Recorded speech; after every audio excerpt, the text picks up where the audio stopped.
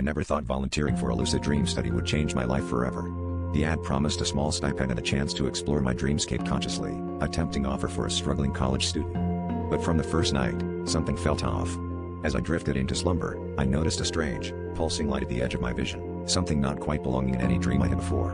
It lured me deeper into this vibrant, surreal world, where the colors were too sharp and the shadows seemed to whisper secrets in a language I almost understood. As the nights went on, I began to meet the inhabitants of this dream realm. They weren't quite human, nor were they entirely monstrous.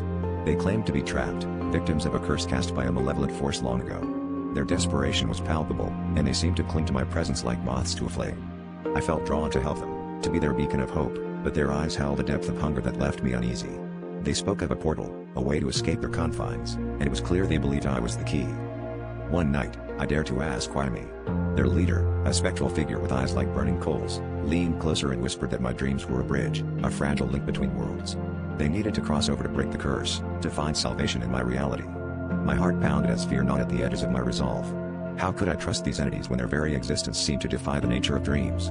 Yet, the thought of leaving them in eternal suffering gnawed my conscience. The final night of the study, I found myself standing before the portal, its swirling depths a mirror of my own doubts and fears. As the creatures gathered around, I felt their anticipation, a living pulse in the air.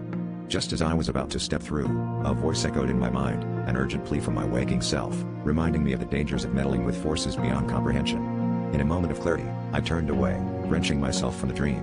I awoke in a cold sweat, the shadows of my room twitching restlessly. But as I took a breath to calm myself, I realized with horror that I wasn't alone. A pair of burning eyes watched from the corner, a reminder that some doors, once open, can never be closed.